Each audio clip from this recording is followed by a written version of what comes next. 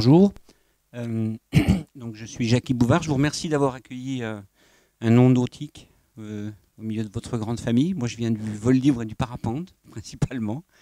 Je suis prof EPS de formation et en détachement au ministère des Sports depuis 2002 et depuis 3 ans maintenant, donc sur des fonctions DTN adjoint pour la formation. Alors, quand j'ai reçu la commande ou l'invitation de Michel, je me suis bien demandé par quel bout j'allais le prendre. Et en fait, vu que j'ai traversé la France, je me suis dit, tiens, je vais me payer le luxe de faire autre chose que ce qui m'est demandé. J'espère que tu m'en voudras pas. Donc, effectivement, j'avais bien prévu de présenter un peu les cursus et la formation fédérale. Mais tant qu'à rentrer dans le sujet, l'accompagnement dans les formations, je me suis posé la question, en fait, que mon métier ou mes fonctions me permettent. C'est-à-dire que les formations en vol libre, c'est du parapente, c'est du delta, c'est du kitesurf, c'est aussi du boomerang, c'est du cerf-volant, c'est du speed riding. Donc ça fait jamais que 6 disciplines, avec des cursus différents. Bon, je pense que j'y reviendrai, mais très très vite. Et donc je me suis dit, tant qu'à faire parler d'accompagnement en formation, j'ai essayé de faire un petit pas de côté, et puis de voir un peu comme si je me mettais à l'extérieur de notre dispositif. Voilà, j'espère que je ne serai pas hors sujet, mais enfin, tu me le diras. Donc, il s'avère, à l'observation de nos formations fédérales et des formations d'État en vol libre et en kite, que le modèle de la formation a évolué ces 10 dernières années. Depuis 2000 au ministère des Sports, d'une formation plutôt descendante. Donc, tout à l'heure, il y avait un terme anglais là, qui disait up-down, j'ai bien mémorisé, avec un modèle académique et un modèle scolaire. Je m'excuse si je m'appuie beaucoup sur mes notes, mais il me serait plus facile de faire comme ça à l'oral les formations fédérales. Ça, c'est un peu plus compliqué. Donc, je vais quand même essayer de ne pas me prendre les pieds dans ce que j'ai écrit. Donc, d'une formation plutôt descendante qui était centrée sur les savoirs, les savoir-faire, bon, je vous passe ces détails, savoir-faire disciplinaire. Le curseur a un petit peu bougé. Aujourd'hui, on est plus orienté vers la personne au centre du dispositif de formation. Donc, on s'intéresse plus maintenant, on a une place beaucoup plus grande qui est donnée au parcours de formation personnalisé qui est construit avec un candidat à un diplôme ou voire un entraînement à une performance sportive. Donc, un parcours personnalisé qui est construit pour et avec elle, plus qu'une formation descendante. Et du coup, ça a des conséquences sur à la fois les contenus de formation et la façon dont les formateurs s'engagent dans ce système. Donc, un constat aussi, c'est que le chemin n'est pas le même pour tous. À partir du moment où on admet l'idée qu'une formation, qu'elle soit fédérale ou qu'elle soit d'État, commence par un positionnement, c'est qu'on suppose que tout le monde n'en est pas au même point de départ. Et si le but est le même pour tout le monde, c'est l'acquisition d'un diplôme ou d'une performance sportive, moi j'en arrive en regardant nos formations de la Fédé, notamment un petit peu avec un petit peu de recul, à se dire les trajectoires ne sont pas les mêmes, les trajectoires d'accès au diplôme, elles sont singulières. Et puis ça s'inscrit, on en a parlé ce matin, dans des parcours de vie beaucoup plus larges. Bon, je ne m'étendrai pas là-dessus pour l'instant. Mais je retiens au moins cette donnée de base, c'est qu'il y a un positionnement au départ, des profils différents et des chemins qui ne sont pas les mêmes pour tous les candidats à un diplôme, par exemple. Donc il reste à définir de façon commune avec le stagiaire en formation et l'équipe de formateurs, je vais y revenir, le chemin à parcourir, ces étapes, même si on sait qu'au bout du compte, tout le monde va passer les mêmes certifications, à part des parcours allégés. Donc à ce petit jeu-là, qu'il s'agisse de diplômes d'État ou de diplômes fédéraux, on a fabriqué des référentiels métiers, des référentiels de compétences, des grilles de certification, des modes d'évaluation, etc.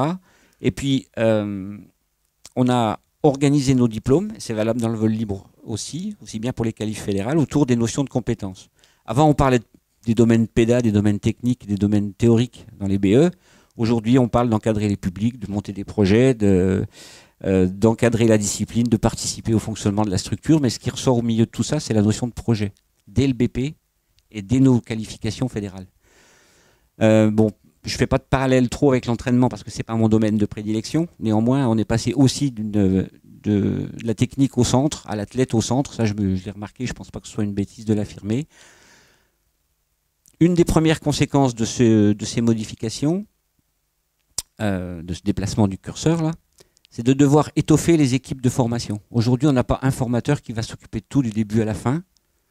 On a constitué des équipes, et dans ces équipes, on va retrouver les termes de coordonnateur de formation, de formateur, de tuteur, de conseiller pédagogique, d'accompagnateur, de coach, de guide, j'en passe et des meilleurs.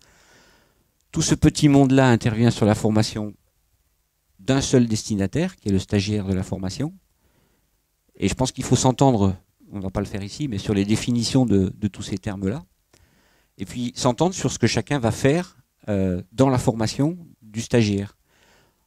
Parce que ces gens-là ils interviennent à des moments différents, sur des temps différents de la formation, sur des morceaux des rubans pédagogiques différents, et puis éventuellement sur des épreuves certificatives différentes. S'il n'y a pas un peu de coordination dans tout ça, j'ai peur que le stagiaire au milieu ne sache plus trop ce que chacun va ou peut lui apporter. Donc autant d'intervenants, autant de prismes différents. Et bon, pour terminer, ou me rapprocher de la fin, on va dire, j'ai repéré un dénominateur commun. Ce dénominateur commun, c'est l'engagement en formation de tout le monde. Je pense qu'il faut absolument que le stagiaire, comme les formateurs, ait un temps pour établir un chemin qui soit un chemin commun, et puis des étapes qui soient des étapes communes. Sans ça, on risque de faire tourner le système de formation sans en avoir un suivi suffisant pour être sûr qu'il y ait toutes les chances de réussite. Ça ne peut fonctionner que si les objectifs et la démarche sont, alors je l'ai noté, formalisés, sont compris et sont partagés par tout le monde.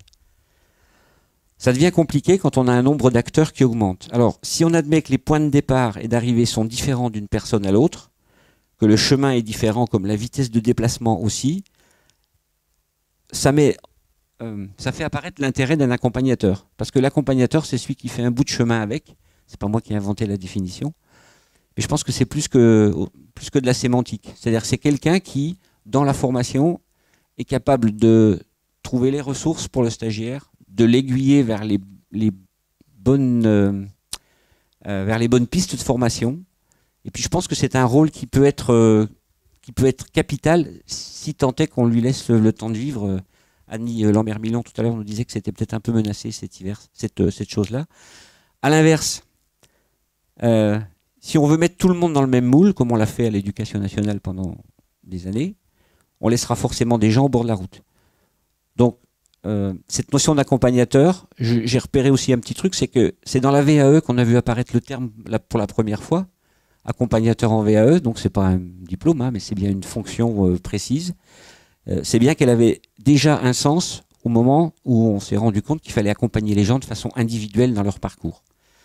Une condition de réussite se situe dans la distance au métier, à savoir que dans les formations fédérales, et donc je vais y revenir un petit peu plus précisément, on se rend compte que la formation se passe d'autant mieux qu'il y a une proximité professionnelle entre les formateurs ou les accompagnateurs et les gens en formation. Si l'écart est trop grand,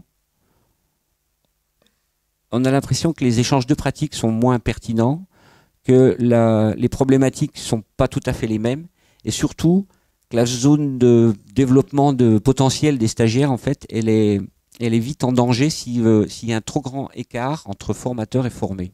Donc ça, c'est un constat on essaie de mettre en œuvre aujourd'hui dans nos formations fédérales, à savoir qu'on a des tuteurs et des accompagnateurs qui sont des gens très très proches en termes de niveau de pratique, des gens qui sont en formation. Voilà. Bon, j'avais noté le formateur possède un métier d'avance, mais c'était pour faire joli, donc voilà, c'est fait. Ça fonctionne bien quand on a une proximité de compétences, ça je l'ai dit, et surtout la possibilité d'échange de pratiques, et la possibilité aussi Tout à l'heure, on nous a montré des vidéos, et puis des modes de formation à partir d'observations de profs de l'éducation nationale en activité dans leur classe. Et en fait, il m'a semblé que souvent, les images supports étaient des situations critiques ou des situations perturbées. En fait, on s'est rendu compte aussi de ces petites choses-là dans nos disciplines à risque. C'est que on a tout intérêt à passer du temps à décortiquer les situations qui se passent mal. C'est-à-dire que apprendre aux gens la didactique sportive, le passeport de progression du parapente, du kite, c'est pas très difficile. Par contre, leur donner les billes pour se sortir de situations qui partent en sucette, ça c'est beaucoup plus compliqué. Et c'est à ça aujourd'hui qu'on essaie d'amener nos candidats à la formation. C'est d'ailleurs aussi ce qu'on utilise maintenant, à la fois comme outil de suivi et comme modalité d'évaluation, à savoir des situations critiques et perturbées sous la forme d'études de cas. Voilà, donc je terminerai juste en disant que la notion d'accompagnement en formation, elle a du sens si on considère 3 choses. Le parcours ne se limite pas à des visées ou à des objectifs disciplinaires, donc technicistes ou pédagogiques, comme on a pu le faire pendant des années. La notion d'équipe de formation ou de collectif, que ce soit de formateurs ou d'entraîneurs d'ailleurs, permet d'élargir la vision des domaines à balayer en vue d'obtenir l'efficience des candidats au diplôme, par exemple. Et le parcours, pour terminer, n'est pas le même pour tout le monde, même si on vise au bout du compte le même diplôme. Voilà. Donc pour terminer, l'accompagnement en formation, c'est peut-être celui qui est capable de mettre à disposition des ressources multiples à la personne auprès de la personne accompagnée. Et puis l'accompagnateur, celui qui par expérience sait où il va trouver ses ressources au service du même accompagné. Est-ce que vous avez... Je peux prendre 2 minutes pour... ou pas? Tu me le dis? C'est déjà été très très long. Hein. Ouais. 2 minutes, bien sûr. Ouais. Vas-y, continue. 2, pas une de plus, c'est ça? Ça marche? Bon, alors, concernant la formation fédérale, maintenant, voilà, ça va aller beaucoup plus vite. Hein.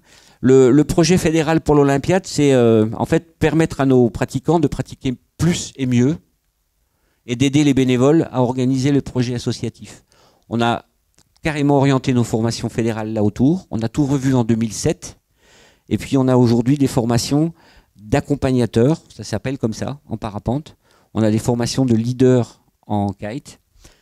Pour ce qui est du vol libre, c'est les qualifications biplace, l'accompagnateur, l'animateur et un moniteur, donc moniteur fédéral. Et pour ce qui est du kite, c'est leader, coach, initiateur de Power Kite et monitorat fédéral aussi. Les seuls monitorats fédéraux sont nationalisés, tout le reste est organisé en région. J'ai à peu près terminé, tout ça pour dire qu'en fait dans nos disciplines, on a la chance de pratiquer maintenant en montagne, en plaine, en bord de mer, avec aujourd'hui 25 000 parapentistes, 12 000 kiteurs et quelques centaines de cervolistes, lanceurs de boomerang et autres deltistes. Et puis que tout ça s'appuie sur 270 écoles professionnelles et 50 clubs écoles. Voilà. Je vous remercie de m'avoir écouté jusqu'au bout.